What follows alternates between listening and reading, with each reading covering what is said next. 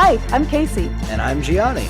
I never finished reading the Megamorphs books as a kid, and I still haven't as an adult. And I've never read them. We can't tell you where we live. But we can tell you that we want to revisit these books as adults and dive into what we would keep or change if we were to put it on TV. Two friends, 50-something books. Welcome to morphinbuddies.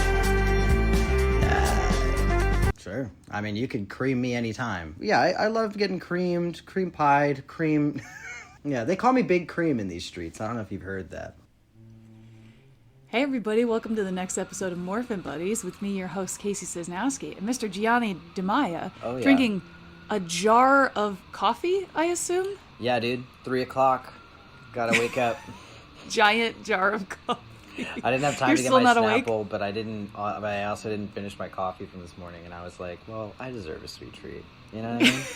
And how many ounces would you say that jar holds? Because it's not like a 16-ounce jar. Well, I don't know. It's a That's like- wide mouth mason jar, so It's like whatever half that a is. liter almost. It's a big it's a large jar. It's a tub.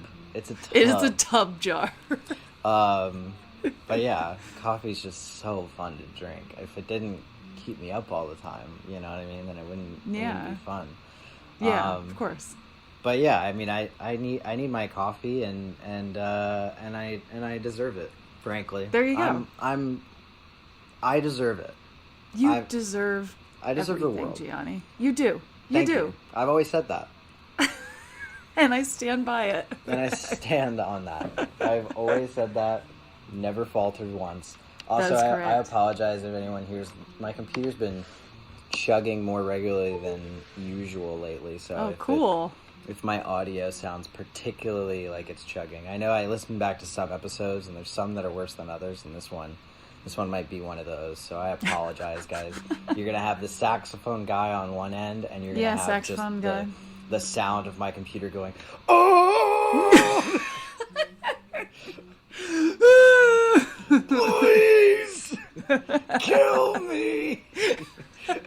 End my suffering. Oh God. Oh, it's all right, Gianni. I don't think anyone's going to judge you that hard for it.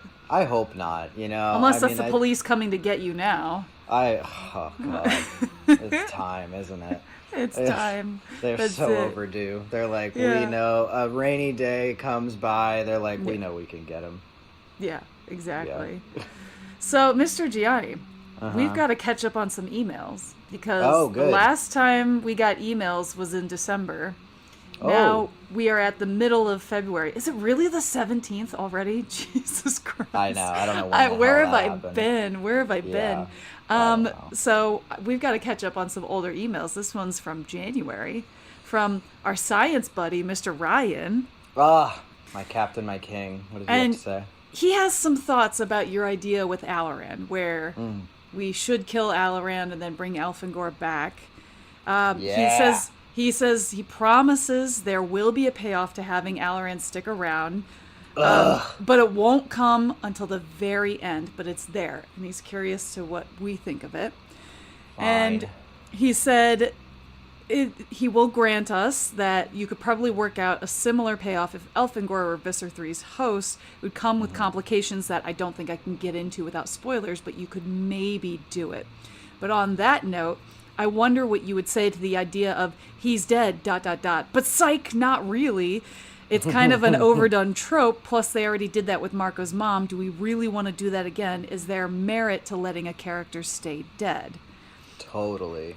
And I see that point completely. Yes. What I would say is that, does anyone really die in the anime? Fair point. At this point, the trope has become the story itself. So perhaps we're just doing more of the story. True. But I hear you. I know that there's some payoff with Alaran. He's going to be super important and whatever. I believe you guys, but I'm not happy about it. He says he knows part of the original justification for the idea was to have Axe to then have to avenge Elfangor by killing Elfangor, which doesn't make sense to me. Wouldn't his goal then be to save Elfangor rather than killing him. And wouldn't that basically mean that Axe has the same goal as both Jake and Marco, save a family member from a Yeerk infestation? See, but I push back on that point specifically because I think that the way that the Andalite society works and functions presents in that scenario a moral compromise of one way or the other. And so you then have, rather than just having two characters go about the same thing in the same way, you have a literal philosophical debate about how best to handle a situation. You have Axe, who's born and bred to try to get vengeance, so he's going to have to then kill his brother. And then you have Jake, who is advocating for finding a different solution to try to save his brother. And so you literally have like the thematic clash be the philosophical clash between those characters, and that can keep coming up in dramatic and interesting ways. Yeah. But I hear you because, you know, we've seen the Marco and Jake thing kind of play out similarly, but that also presented itself with some interesting dramatic potential when Marco was willing to kill his mom. And Marco was willing to essentially say goodbye. Yep. And Jake was the one that stopped him. And so you have just another addendum on that. And then you could literally see the scene interplay of being like, of Jake trying to justify his perspective and Axe trying to justify that this is just how Andalites work, and this is how we've grown up, and we understand that there's no way coming back from a Yeerk infestation. We understand that we have to get vengeance in this way. Yeah. And Jake then challenging those traditions makes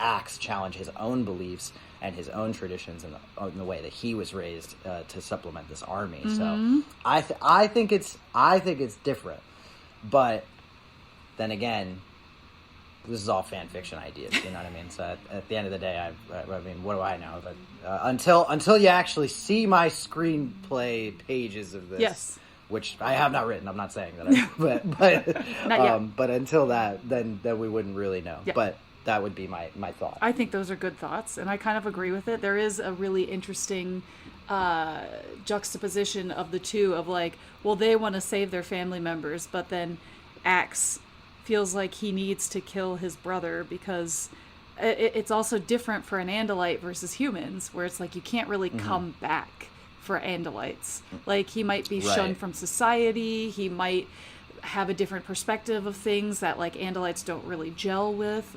There's a lot of interesting things to explore within that, and questions and things like that. So that's very interesting. And now Gianni, I will send you Just a Bird Jimmy sent us an email. Oh. And he said morphinbuddies was mentioned in the Epstein files. So I'm just gonna send that to you. I hope that if and when we were mentioned in the Epstein file, okay. P. And okay, am I reading this out loud? Okay, so describe what's in front of you. Sure. So it's a very redacted. It's a heavily redacted little page here. That says that we were mentioned in the Epstein files, and the page itself, it says to this email subject contact. It says. Sorry. It says P and then heavily redacted is stored in, and then much more heavily redacted, the balls. That's unreleased from somewhere between 2008 and 2012. Wow. So who knows? Who knows what the Morphin Buddies were up to in those years? That's crazy. That's crazy. I suppose they did get us there. They did. They did.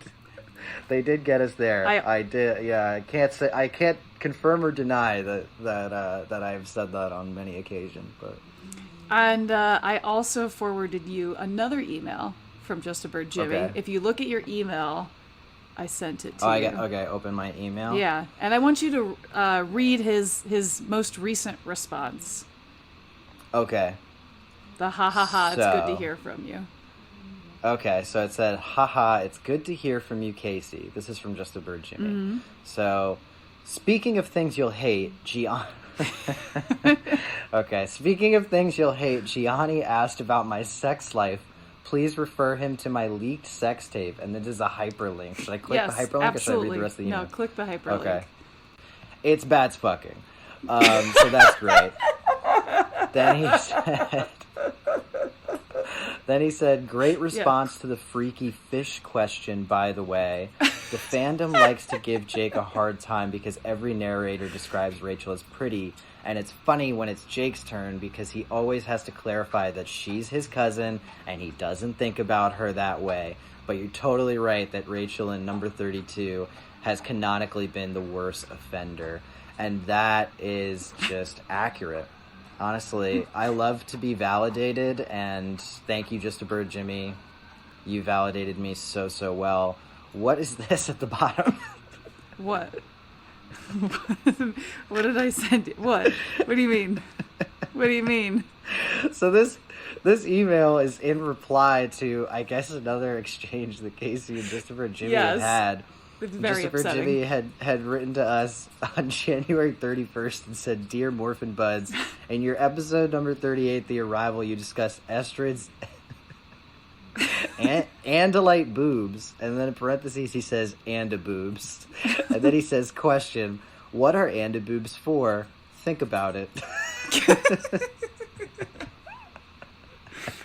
And then my response was, I hate that you made me read this with my own eyes. Yeah, So gosh, what an interesting query. Mm-hmm. What are Anda boobs for?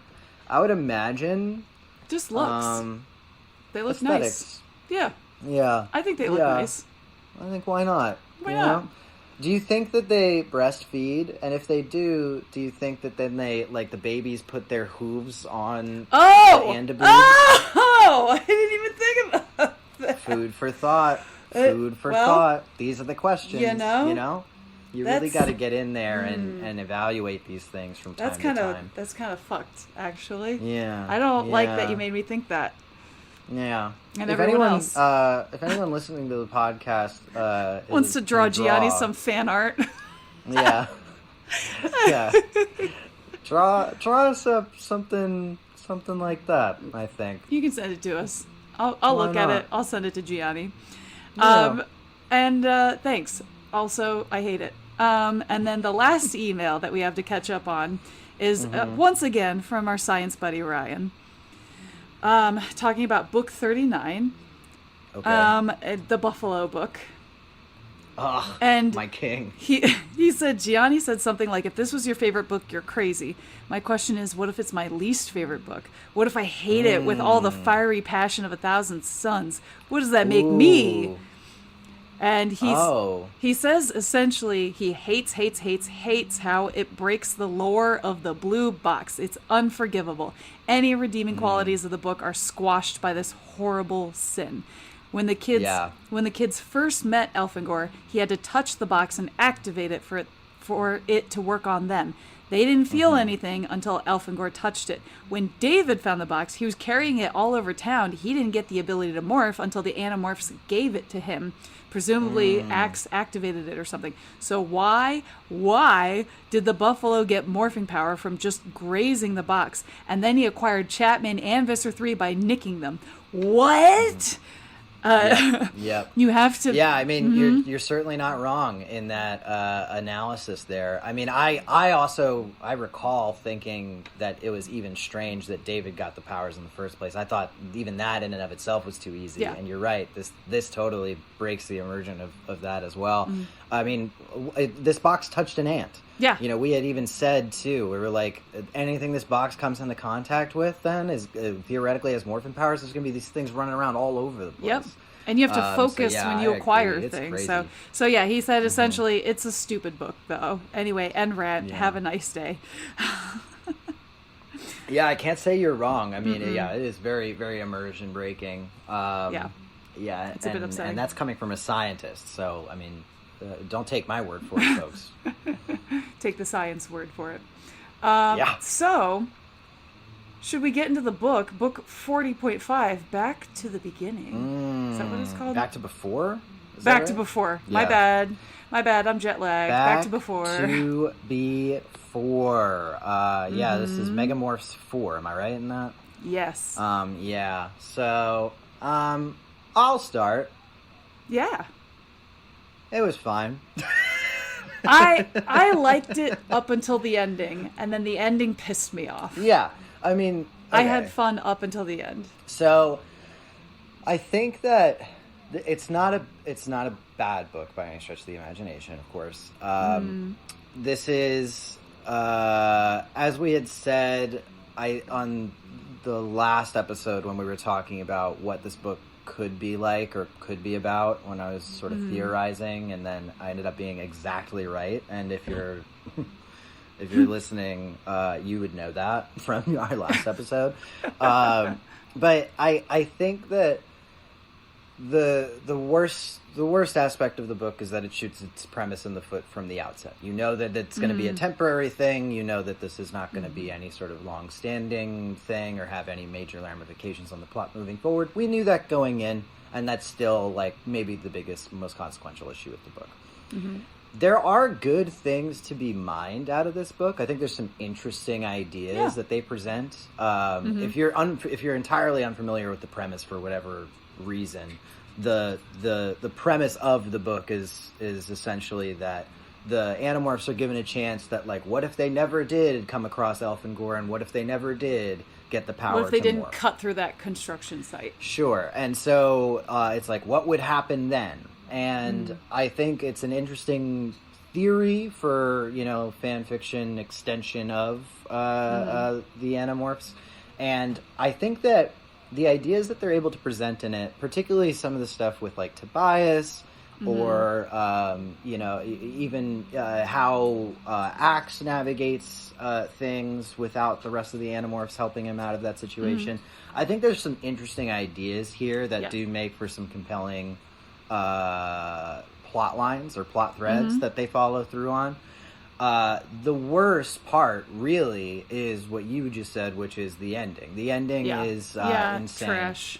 And I think the worst aspect of the ending is not just so much that it, contrives these new circumstances to be like, and the Animorphs win, but more so the implication that they are going to win regardless. Now there's kind of no way you could read Back to Before and think that there's any way that the Animorphs are going to lose at the end of the series. Yeah. I say that with the caveat, I don't know if anyone's embarking on the Animorphs series thinking there's a real possibility that they might lose, but I do think that there could have been, prior to this, the possibility that, like, maybe they defeat the Yeerks, but maybe there's something else out there that could... and this kind of defeats that from ever being possible. They kind of make it so that the character in this book who has the least to do, I won't say who, Cassie, but the character in this book who has the least to do actually has some sort of divine power that can magically create circumstances in which the Animorphs win. Regardless of logic or regardless of how the world works. And not only is it lazy, but it actually just makes me think, okay, so we're just waiting for that to happen. We're just waiting for that potential to be unlocked in our main timeline, in whatever this current timeline of anamorphic events are. Sure. And I think that it's... Wow, the sirens are, like, right outside. They're coming after you. They want me dead. I think that at its worst, this book is inconsequential for the rest of the series. But I also think at its worst, this book is consequential for the rest of the series. You know what I mean? I think that it never even crossed my mind that this book could actually be detrimental to the series at large. Yeah. I just thought, we're just going to get, like, this fun romp of hypothetical what-ifs as the Animorphs slowly figure this out and then still end up working together in some way, shape, or form to fight against this Yeerk invasion. And turns out that it actually doesn't matter if it makes sense or not. Cassie can just break the world at I guess her own whim and just interfere and insert Deus Ex whatever is required in order for them to win. So yeah, I mean it's a shame. It's also a shame that they can defeat the entire Yeerk invasion theoretically in one book, and then now we're gonna make everybody else read 50 plus books to do the exact same thing. Yeah, good point. Yeah. So I think it's just a lofty swing and a big miss for me. I don't think that the book is a bad time. Like I said, I think there's some really good ideas to be mined out of the middle sections of it, but I'm not even thinking of those middle sections at the end of it. All I'm thinking about is just how are they going to navigate through the end of this series and not make it feel like it's completely just pulled out of thin air that Cassie can just break this world. It's very interesting that you bring up that, like, it's kind of telegraphing that, they are going to win by the end. Because that didn't even cross my mind, but that makes perfect sense, actually, now that you say that. Which is kind of a bummer, but I also can see, like, a kid reading this, they're not going to glean that from this book. This is just, like, an exciting book, for them to read and see what happens. Sure, but, I mean, kids are stupid. They'd be a little dumb. But I agree with you. There were definitely some interesting ideas in this. I didn't love that Cassie has this extra sensitivity suddenly. Like, we already know she's already better at everyone else than morphing, specifically, like, controlling the morph as she's going in and out. She doesn't need an extra power of, like, psychic ability on top of that. Right. And I understand why she would be the one to pinpoint, because she's the most sensitive of the group. But and she's the one that usually brings the group together if they're all arguing. But at the same point, it feels like, I don't want to say like it's too easy, but it just it feels like that's not the right solution for them to kind of figure out. Like, if they had been if they all had been having like flashbacks and trying to figure out like where these memories are coming from, I think that would have been more interesting for them to like piece it all together as a group, rather than just Cassie being the only one experiencing that. Absolutely. Yeah, I think it also brings back the point of Krayak in general, and the Droid in particular. So as we've talked about before, the Droid is kind of this really weird agent of chaos, but also the emissary for Krayak, who I guess is like the devil of this universe or multiverse, or however you want to sort of frame this idea in your mind. The Droid, I think that chaos is really hard to convincingly portray in anything, but really in science fiction and fantasy, mostly because by its inherent design, it has to disrupt natural order. Yeah, and it can't have rules. And because that's the nature of chaos, is that it's rules. Unstructured. So when I play a lot of Dungeons and Dragons, for example, right? I watch a lot of people play Dungeons and Dragons as well. It's definitely one of my like favorite things to do, and it's one of my major like hyperfixations, I guess. And there's a lot of chaos entities, and particularly entities that have a lot of like world-breaking power that are, chaos gods and things of that nature. And it's very hard to navigate. I understand like the perspective of being a DM for a campaign, and being put in a position where, you're interacting with this chaos entity. How does that person not just functionally break the way the world works or functions? And honestly, the only real way around it is that you do have to put some semblance of structure on the chaos. And so what I will say in kudos to this book for doing, that I don't think the last time we saw the Droid, they did this very effectively. But I will say that by the end of the book, they did give structure to the chaos. They like allowed the circumstances of the chaotic nature of this to exist because the Elemist is equally as powerful, if not more powerful, than the Droid. Yeah. And so they sort of negotiated some sort of ethical code in interference. I think that the codes and arrangements that the Elemist and Krayak have are like virtually nonsense throughout this whole series. They kind of are just thrown into the fray like at a whim. But I think that at least the way that they structured or set this one up does make some semblance of sense, or has at least some through line of logic that you can see the parameters that chaos can then exist in. Sure. My frustration, though, is that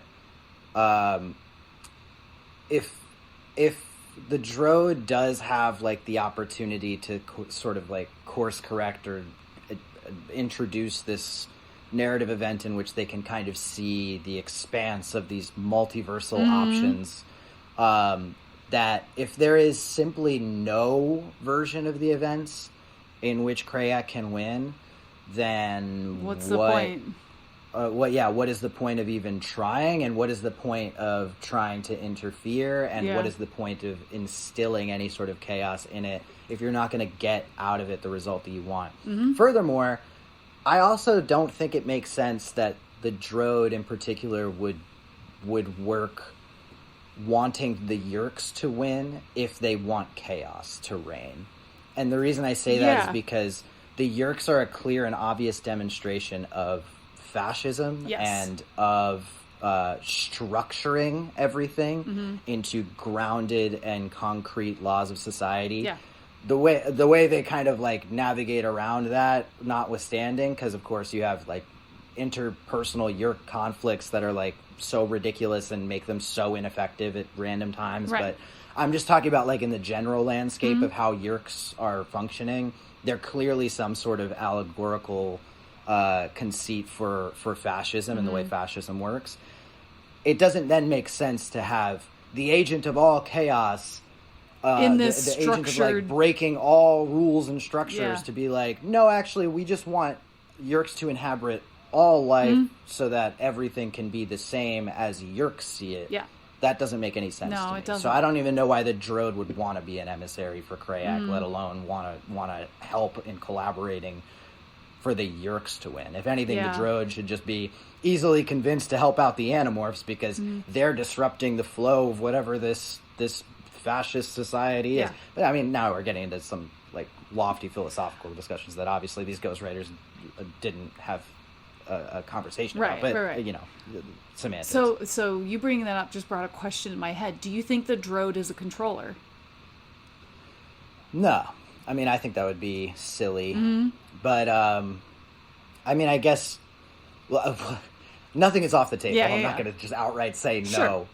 I think it would be silly because if the Droid was a controller,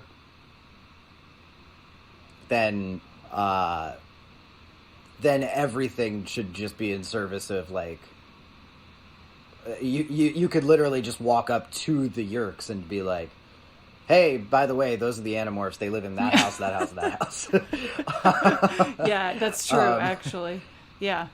Yeah, and it's like, well, yeah, I guess you get around that by saying like, but the Droid is like hamstrung by these specific rules or whatever, and I mean, yeah, maybe that's a possibility. Yeah, no, that's a good point. I could guess see that down the line, but I think as convoluted as the whole Droid Krayak Elemist circumstances already are, I don't think it would be wise to throw another wrench in the mix be like, also the Droid's been a controller this whole time. Yeah, I don't think... Yeah, that's a good point. Okay. Now, I could, though, however, see Krayak being not a controller specifically, but I could see the Krayak being, like, the father of the Yeerks, or, like, the like god of the Yeerks. Yeah, like he made... Yeah, exactly. I could see that being a possibility, but that's because Krayak is... One, very mysterious, and we don't know very much about Krayak other than that he wants the Yeerks to win. And two, like an agent of just pure evil and incarnate. And so, you know, establishing some sort of lawful evil order within the Yeerks themselves kind of would fit for that character. So I could see that being a reveal. But yeah, the droid being a controller would be like, yeah, okay, yeah, like yeah, sure, I guess. I guess, yeah, yeah, yeah, exactly. I think it would just overcomplicate it. Yeah, that's a good point. Okay, yeah, I mean, I mean, those are a lot of good points, and I pretty much agree with all of that. It just feels like, I don't want to say like what's the point, but like again, if you're showing us that there's no possible way for them to win, then yeah, what are we doing? What are we doing here? So yeah. If anything, I think the reworking would just be that you show them a potential future in which they don't become the Animorphs and therefore they lose, and then Jake makes the decision. Yeah. I could see that, but then, yeah, then you're right back where we started, which is kind of what we thought the book would be, which is just inconsequential for the narrative at large, which is not the worst thing in the world, but I think that, yeah, it doesn't really make sense that they would win. And so therefore have them lose, and then you can create your Deus Ex whatever that makes Jake then make an executive decision to be like, no, we have to be the Animorphs because we have to have a fighting chance. That at least then inspires whatever the future books are going to be, and doesn't feel so convoluted and messy. But yeah, the way this works, it's nonsense, and also there's no way we're losing. So it's really just a matter of how many sacrifices do we have to make in order to win? Yeah. Great point. Yeah. All right. So, I mean, should we speed run get into this a little bit? Sure. So, we start out and it's this like super violent and visceral, very violent carnage. We literally jump into the action, and the Animorphs have, I guess, mowed down a bunch of different Orc-Bajir controllers, and Jake is standing amidst this carnage and looking at this one who is this one controller, basically like bleeding out for all intents and purposes, and who's like your computer. Kill me, kill me, kill me. Yeah, and then Jake and the other Animorphs leave them. Jake's like, I won't. Horrified by this. I mean, which is fucked up. Yeah, I told you. I remember when I started reading this book, I texted Gianni, and I was like, Jake kind of goes hard in this first chapter, just FYI. And Gianni was like, no, he doesn't. And I was like, you can read it. I mean, I think it's... I think that the biggest issue is really just that if we're going to do this, if we're going to, like, start it like this... Yeah. And it's going to be, like, so merciless. Cold as fuck, We've already killed a bunch of Orc-Bajir, who we claim we're trying to save, but it's not. And also, Jake is going to like look into the eyes of a controller and be like, they will ask me, save them. And I will whisper, no. Then I don't want to hear ever again any sort of moral quandary about us killing folks, because I was sick of that particular plot line being recycled a while ago, and if we're opening the book like this, we better be masked the fuck off for the rest of this series about killings, because this is crazy. Yeah, this is so cold. Yeah. So then the droid shows up to Jake, and he offers him a chance to go back before they had powers. He's like, do you wanna see what happens? Woo. Yeah. And Jake's like, and he presents some kind of interesting what's the word I'm looking for? Like, reasoning for why Jake would want to take this offer to kind of see it out. And I think that one of the things that I was really happy that they had the droid say in the narrative explanation of trying to convince Jake of this was the droid basically lays out, how long until you're put in a position where you have to kill your brother. Yeah. How long until Marco's put in a position where he has to kill his mom. And I think that those are the interesting sort of emotional stakes that have been laid over a lot of the books in the series thus far, that then it feels necessary and important to have them be the motivating factor for why Jake would make a decision like this. which I was pleasantly surprised about, because here I was expecting it to be, a basic bare bones, like, what if it didn't happen? Yeah, and then it's like, then, woo, and it goes back. Or worse, that Jake is like, I don't want to be an Animorph anymore, Yeah. And that wasn't really the conversation, and I was pleasantly surprised by that. Instead, it was more like, what if it could actually prevent you from the pain and strife that you're suffering from right now? Wouldn't you want to see that out? And I think that was a much more interesting perspective and much more persuasive argument, I felt. So then, it's now going to jump around in different perspectives. What it also does that I think is really cool in the structure of this book is in each chapter, as it changes different perspectives, it also changes specific days. Yeah. So there's certain days that, it'll jump a week ahead in time. Obviously we start on day 1, which is the day that they're supposed to meet Elfangor.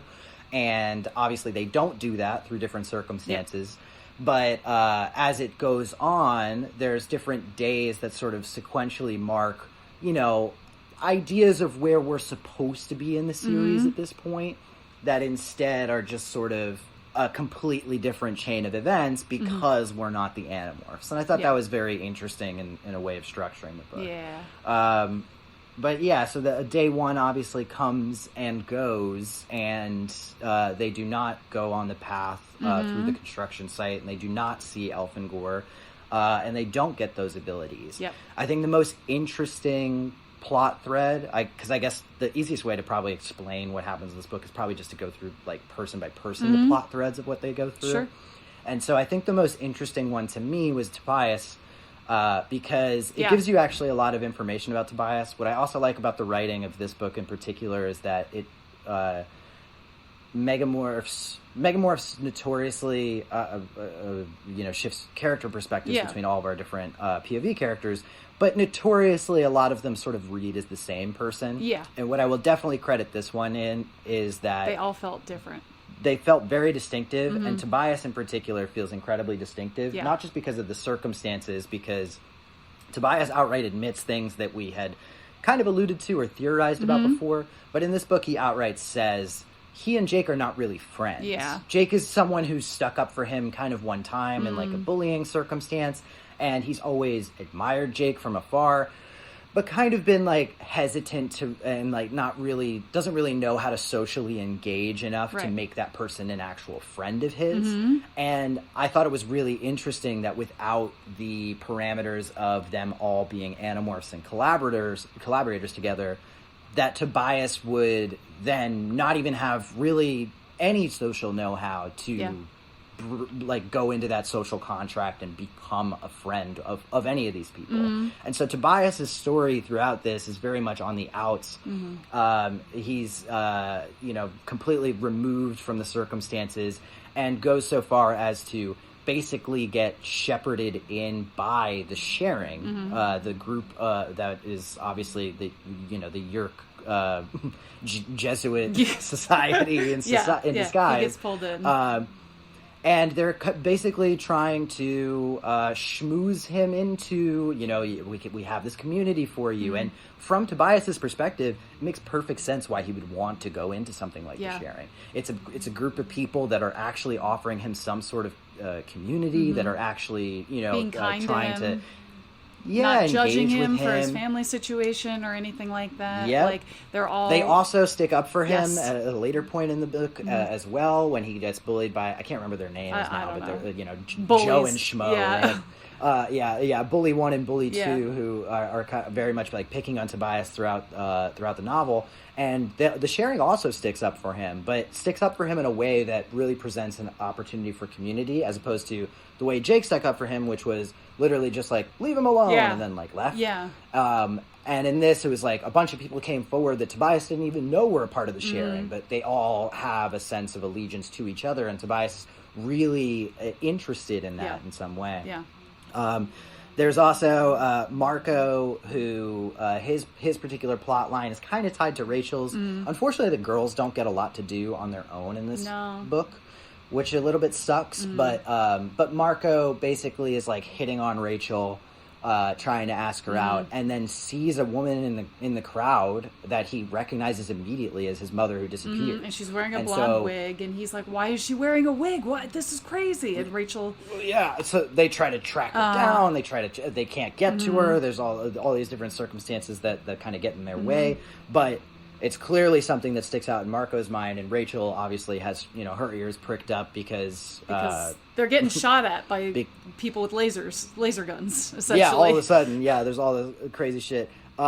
Jake is, despite being the instigator of the plot of this book, and I don't know, I didn't count them, but I actually think that Jake might have the fewest POV chapters outside of the beginning and the end. I think you're right. And I think that that's really smart, not just because I'm a Jake hater, obviously, as everyone knows, but I also think it's really smart because you get to see Jake, from the perspective of the other Animorphs, kind of calculating how involved he is in these circumstances. He's very quiet, very aloof, kind of sits back. He's hanging with his brother a lot, and it's not exactly clear if he's also being indoctrinated into the sharing culture, or if he's just being a supportive brother and kind of feeling things out. You get the information pretty early on that Marco had disclosed to Jake about this interaction that he thinks he might have had with his mother, and we're not really sure how Jake feels about it. And I think that those are really interesting and compelling elements because, as we know, Jake, ever the leader comes to the rescue of people that don't fucking need it. It's kind of very interesting to watch him sort of sit back and observe instead. Because it demonstrates the character growth that he would have had if he was an Animorph, is instead now relegated to just being more of a conscientious observer type person, which I do really appreciate and think that characterization is quite strong in not unveiling too much about him. And then there's Axe, who I think also has one of the better plot lines throughout the book. And basically Axe, if we recall from a billion books ago, I think it was like the third or the Message was like the third or fourth book in the series. Book, I think, And that was the one where the Animorphs really went into the deep dive of the ocean because they were trying to find the relics of an Andalite ship where they originally found Axe, rescue him, bring him back to their society, and then sort of adopt him into the group of the Animorphs. None of that happens, obviously, in this world. So we get to watch as Axe kind of figures out society for himself. And I liked it a lot because it still has a lot of the same through lines of the things that Axe is interested in that poke fun at different jokes. Instead of Cinnabuns, he's really interested in Oreos. But he's really fascinated by people, really fascinated by television, really fascinated by the internet, which he describes as basically an archaic form of technology that they would have had on, the Andalite home planet up 100,000 years ago or whatever he says, right? And so all those through lines are still there and true about the character, but you get to watch as he navigates through society without the bars and restraints of the Animorphs convincing him to sort of keep things lock and key and focus on the task at hand. Instead, he basically just gets to surface, runs into people, takes on a human persona. And then after a while, he's immediately put into essentially a psychiatric institution. Because they think he's just crazy because he's just talking about these random aliens and these invasions and whatnot. And everybody's like, this guy's lost it. And so finally he just decides, fuck it, I'll just go mask off. And he just tries to basically go to a news station and just make a direct declaration to the world about exactly what's going on. Exactly what you said you were going to do. If you had the morphing capabilities, you'd be like, hey, look at this. And you'd go on a TV show and morph right on TV. And lo and behold, it really works out because... somehow. Because it turns out... so, I mean, obviously you see how it doesn't at first and then does later, but from Jake's perspective, after Axe does that on the TV, we then see Jake recognized that Tom is, suspicious, acting odd. He goes into his room. He grabs something that looks like a gun. He then takes his parents' car. Jake follows in, like, the back of the car or something. Hides out in the back of the car. And we see this crazy scene in which, from Jake watching, as his brother and a bunch of other people that he recognizes from the sharing, and maybe some other, like, entities that he's not really familiar with, all go into this particular news station, basically round everybody up and start, like, blasting different people. They almost shoot at Jake. They do a whole bunch of stuff, and it's at this point that Jake then turns course and is like, okay, something weird is really going on. Meanwhile, Axe has been basically trying to break into the other news stations, whether it be their security network or otherwise. It's not really clear, but he eventually then is able to basically broadcast his message a multitude of different stations, and really get the word out there. And people aren't really sure what to make of it. Some people are like, see, I knew aliens were real. And some people are like, that was really weird. Let's go back to our regularly scheduled programming. But it definitely helps to get the word out there, and the Yeerks are definitely on the back foot. And so then it's a chaotic string of events that lead to our ultimate climax. I think the most important thing to mention, though, before we actually talk about it, is the stuff that Cassie's doing. Because Cassie, like we had said earlier, doesn't really get a whole lot to say or do in the novel. What she does get, though, is she is the one who seems to have some sort of... Like, idea. She can see two timelines at once, almost. Yeah. But just in bits and pieces. She's getting this sense of deja vu that that there should be other ways in which they're, like, having these conversations. So, for example, they're, like, meeting up at Cassie's barn, and they're talking about this, and she looks up to the rafters and is like, someone's missing, like, someone's supposed to be there. And then they're talking about Axe on the TV, and she's like, his name is Axe, I think, and he's supposed to be right here. Yeah. And so she's kind of getting this ethereal sense of understanding that, they're existing in some sort of alternate timeline, and she's not really sure what to make of it. And I'm sure nothing will come of that.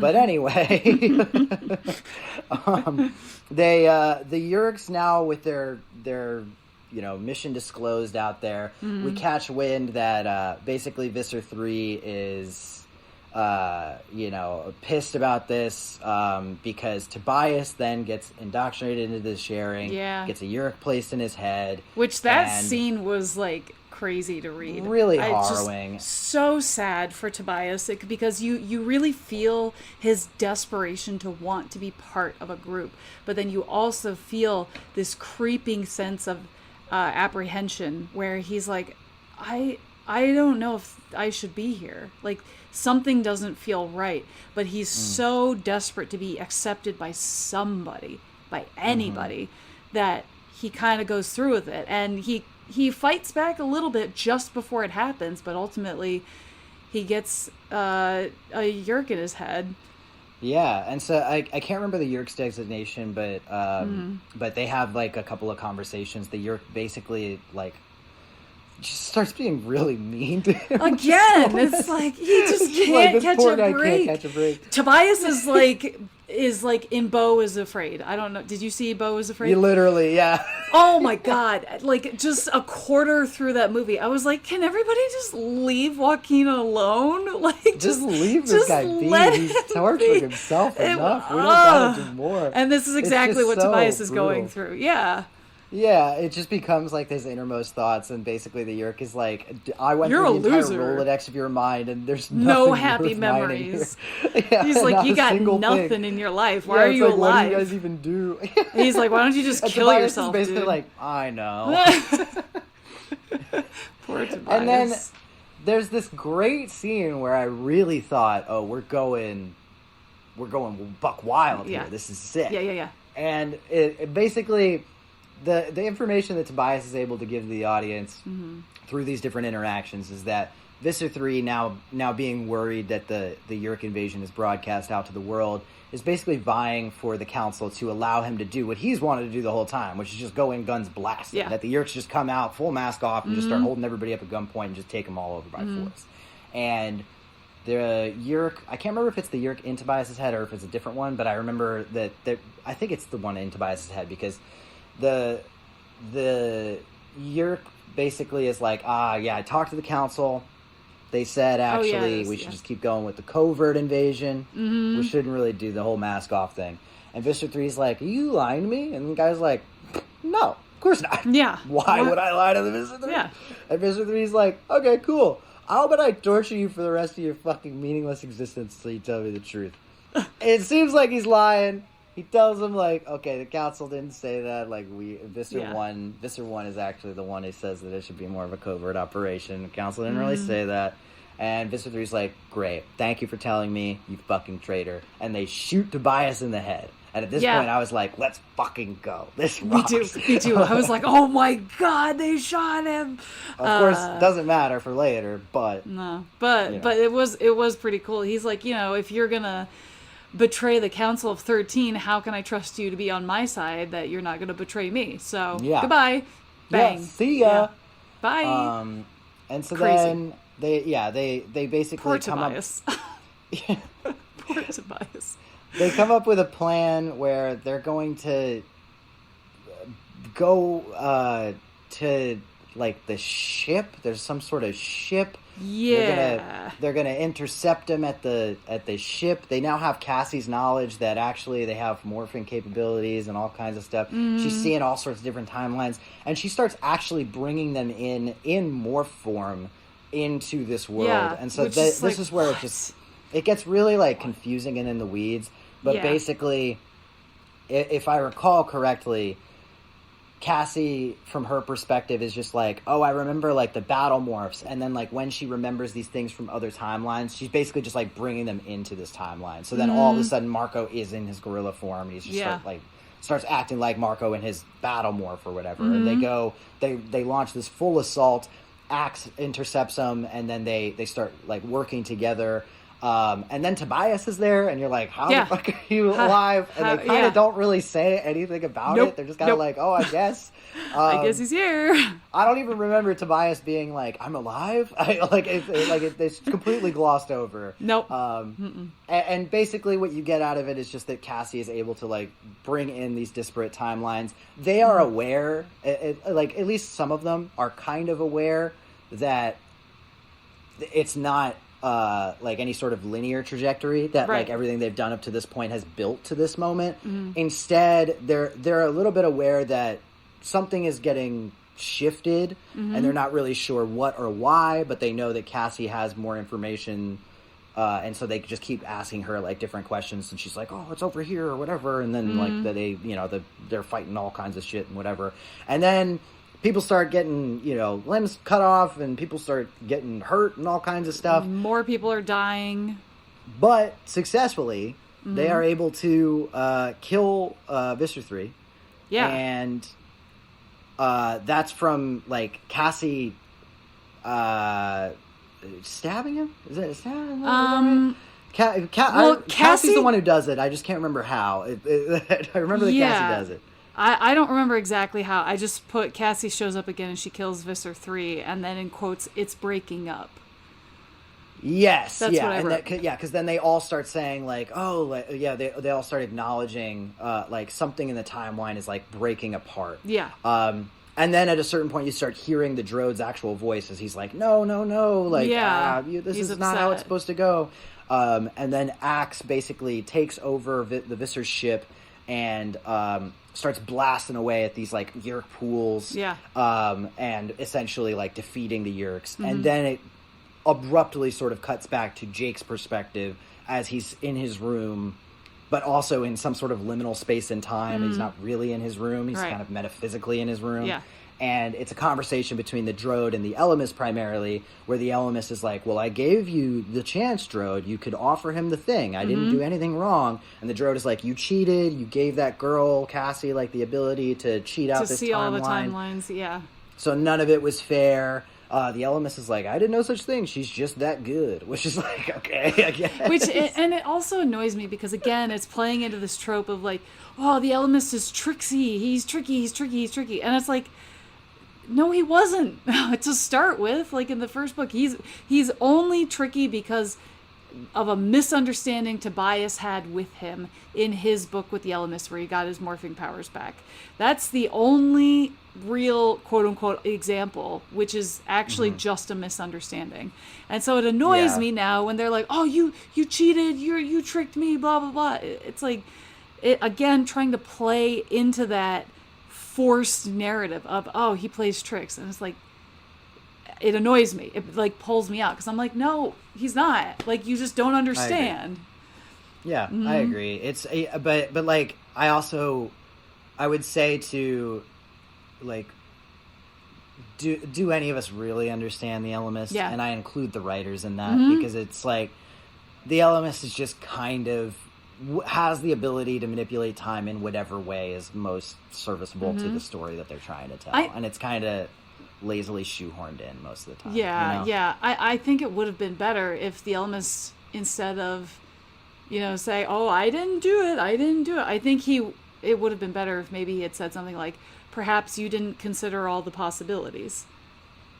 Sure. And that's not necessarily him being tricky. That's just him saying, you didn't think of every single possibility when you planned this whole thing out.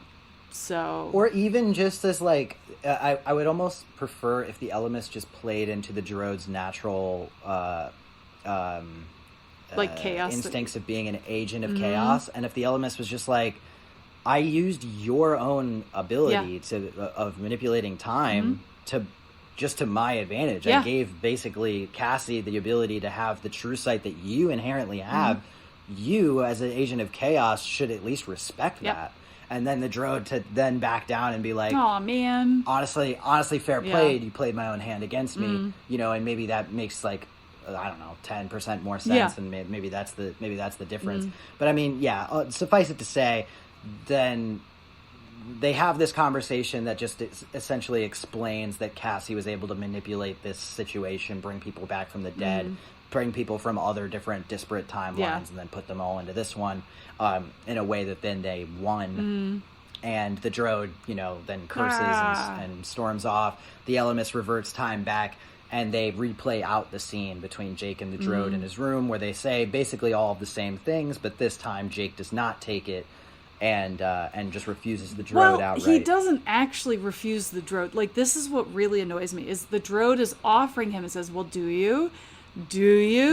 And Jake just stares at him, and before Jake answers, the Droid says, oh, forget it, never mind, and turns around. Yes, and I'm like, you're right. It makes me mad because it takes decides that choice away from Jake. So it's like, it's not that he chose to say no and say we're going to fight for the right thing. It's that you took that choice away from him. So we don't even get to hear what's going through his head after this whole thing happened. Yeah. So, inadvertently, it kind of then pitches the whole book as the actual character perspective that you've been following this whole time is the Droids. Because really what it is it's like we're seeing into the minds of these people and explaining how these events are happening and unfolding through their eyes, but really what the last couple of chapters with the Ellimist and the Droid unveil is that it's actually all the Droid's decision. It's really what the Droid is seeing at any given moment in time. Yeah. And so I mean, I don't know. I almost wish it just outright was like the Droid as the POV character in the last chapter, just to, I guess, make sense of that. But you're right, it does remove agency from Jake's decision, ultimately. Yeah, and I would have liked to hear what Jake's answer would have been to that question now, after experiencing all of that. Like, would he look at the Droid and say, I would like to take your offer, but I can't let my friends die? Like something like that. Or if he just looked at him outright, said, no, I'm never going to bend to your will, leave me alone, that's also a very different answer. Yeah. So I would have liked to know what was going on through Jake's head and what answer he would have actually given the Droid. And it made me so mad that he's just like, oh, forget it. And I'm just like, this is all you want. All you want is for them to say, yeah, I want to go back to this never happening. And then you have full control over how the Yeerks take over everything. That's your end goal. And for you to just throw that away just because he takes a couple of seconds to answer you is fucking bullshit, dude. Yeah, we'll never really know. But that's how the book ends. That's how the book There you ends. There you go, fellas. I don't- is Back to Before. I don't think I'd want to put this in a TV series. No, the whole thing is it's Tom Bombadil. Yeah. In the you know what I mean? It's in the same justification that Peter Jackson had, for those unfamiliar with the Lord of the Rings film adaptations.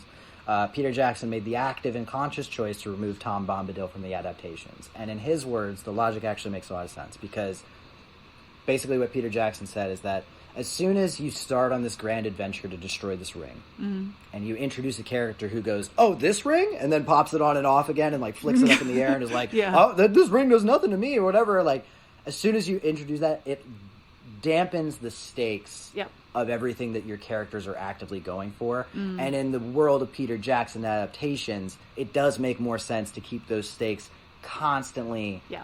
at the forefront, as opposed to giving the audience that emotional reprieve. Now, when you read the books and you sort of understand a little bit more of Tom Bombadil's like function in the way that Tolkien crafted it, it makes a little bit more sense to give the audience that level of reprieve. But the adaptation, I stand by it as that is the right choice for those films. And this kind of feels the same to me, where it's like, as soon as we're able to introduce this idea that we could actually just go through all these different timelines, but Cassie can break them no matter what, Yep. it diminishes all of our stakes, and we know now the Animorphs are going to win. It's really just a matter of like, how much of the world building does Cassie get to break before they do? Yep.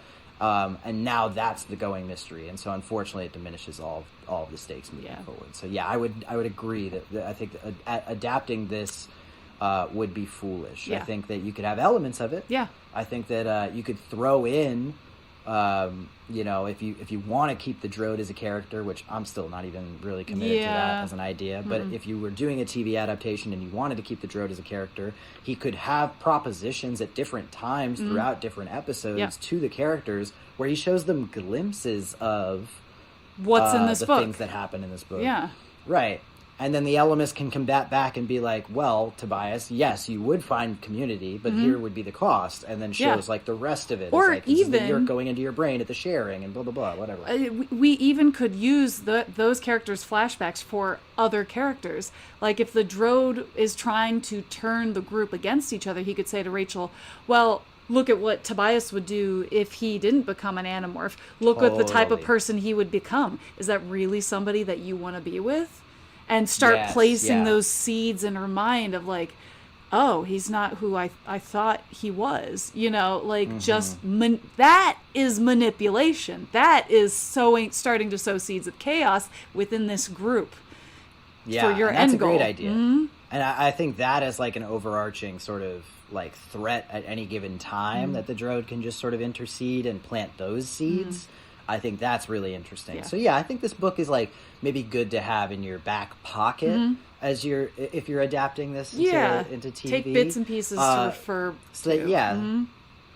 But only because then it enhances the interactions with the Droid, which as rules is written kind of are nonsense, right? Exactly. So, all right, should we look at the next book? I guess so. Is it The Familiar? The Familiar. Alrighty. Okay. Sure. Is this one cursed, Yanni? It is, but like not for the reasons that you would think it is. So what's on the cover here? So it looks like Jake. But instead of morphing into an animal, Jake just morphs into like an older, slightly uglier version of himself. Yeah. With what's the tagline with on some there? sort of like uniform Jumpsuit Yeah, some sort of Star Trek Enterprise Power Ranger jumpsuit with the cell phone on the side. Yeah, it actually. I've been watching all the James Bond movies because they put them on Netflix or whatever, and this actually looks like the jumpsuits they'd have in Moonraker, which if you know, you know. But, if you know, you know. Moonraker, a movie that is unabashedly made solely because you could just watch the producers in the room as they saw Star Wars for the first time and go, fuck, we gotta steal some of that. Let's take some of that, boys. Yeah, we gotta call up Lucas and see if he has any leftover supplies for our VFX. Yeah, so the tagline is, "They're out of sight, you're out of mind." Ooh. Which means nothing to me. Like, what are we talking about? That tagline makes no fucking sense. I can't even process. I mean, I feel like, I don't know. I wanted to say you're out of your mind. They're out but of I feel sight, like you're it doesn't out of flow. mind. You're out of your mind. They're out of, okay, so they're out of sight. I can't see them. Uh-huh. I'm out of their mind? I'm out of mine? Your mind. I'm You're out of my your mind. mind. You're out, but it just says you're out of mind. Yeah. I can't see them. I'm out of mind. They're not thinking about you then, I guess. They're not thinking about me. I can't see them. They don't even know I exist. Is that the takeaway? Yeah, that's really confusing. And actually. then why is it called the familiar? Because if that's the logic, because then you don't. It's not familiar at all. That's antithetical to being familiar with something. Actually, you actually just said they're not familiar with me at all, and I don't even have sight on them. So how can I be familiar with them? I can't even see them. So this book should just be called The. That's it. Just The. I would rather it be called like The Jumpsuit or something. Like none of this makes any sense. No. That really broke my fucking brain. I'm not gonna lie to you. Yeah, that kind of broke me also with you getting into that. What the hell? So what do you think? What do you think this one's about? How would I even wager a guess? I don't even know what I would. What would I even say? Well, clearly it's about. I have no fucking clue. Are you kidding? It's about the familiar. It's about being familiar with myself. Because he's morphing into an older version of himself. Yes, maybe that's the bigger clue. I should focus on the picture and not the tagline. Okay, so yes. So what did I think the familiar is about? I think it's about being familiar with being older. Oh, that's a good guess. So I'll give you the synopsis. Okay. Jake is just a normal kid. Well, normal as possible considering he can morph animals and he's at a war against parasitic aliens. But, as unbelievable as it sounds, something even stranger has happened. Okay. One morning, Jake wakes up and he's 25 years old. Okay, first off, this guy on the cover looks like he's 42, but... I was about to say that! I was like, that guy is not 25. Dude, he's not 25, he's 40. I'm like, the second to last one, maybe. Yeah. The second to last one, I'm like, that guy looks 25. This guy? Yeah, he could be 20. He's 40. Come on. He's gotta be 40. Okay, maybe it's a nightmare, or maybe Jake's just lost it for a while and misplaced a few years. And there's another problem. The world Jake the Kid went to sleep in has changed. It's ruled by the Yeerks. Jake has to find out if the other Animorphs and Axe are still around, somehow still fighting, or if he's really on his own. Oh, boy. Now, I will say this, because I just started the very beginning of this, and when Jake wakes up, he says, I've aged at least 10 years. Maybe a little more. So, is this confirmed that they are indeed 14? I guess. Because that's what I feel like. Anyway, do we really need another future story? Yeah, come on, man. We just did this. Well, some people didn't read the Megamorphs. Some people didn't read the Megamorphs. We just got done with this, guys. Oh boy. This is one of the ones that I vaguely remember because I remember it being strange. And I think this is the last one that's considered like a fever dream in the book series. Thank fucking God. I mean, at least there's that to look forward to. It's not going to be boring, at least. I guess. I mean, it's Jake. Could it really be exciting, you know? It could be. Could be. I guess it could be the attack, you know? The attack was good. The attack was surprisingly good. Yeah, I just don't. Am I gonna like the guy more when he's 25, allegedly? Questionably 25? 20. He says 25 on his dating profile, but he's really Yeah. 42. I'm at least 10 years older, maybe more.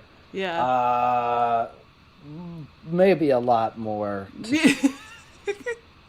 So if you think he's a lot more older, you should reach out to us at our email address, morphinbuddies@gmail.com. That's morphinbuddies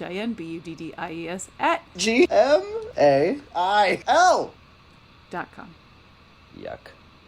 Yuckaroony doony. Yuck. Yuckaroony doony. The AI you use on my voice is crazy. It's not AI. AI doesn't know who you are. Can't believe that AI would do that to me. I don't fuck with AI. I write my own emails. You know why? Because I want to get better at writing to people. So I use my brain computing power, and I don't use some bullshit that's like, just put it like this. Yeah. No. I Use your guess. brain. Yeah. Enrich yourself. I can't believe that AI would do that. Huh? AI would never. Not for you, Gianni. Yeah. AI probably wrote this fucking book just to make a mockery of me, I'll tell you that. Do you have any last thoughts before we part? No. I guess I'll get familiar with this book, I guess. So familiar. Definitely not familiar with the tagline because it makes no fucking sense, but I'll get familiar with the rest of it. There you And go. I'll get back to you. There's the spirit. All right, folks, we'll see you in the next episode, and perhaps you'll look a little more familiar to us in The Familiar. Bye. Bye.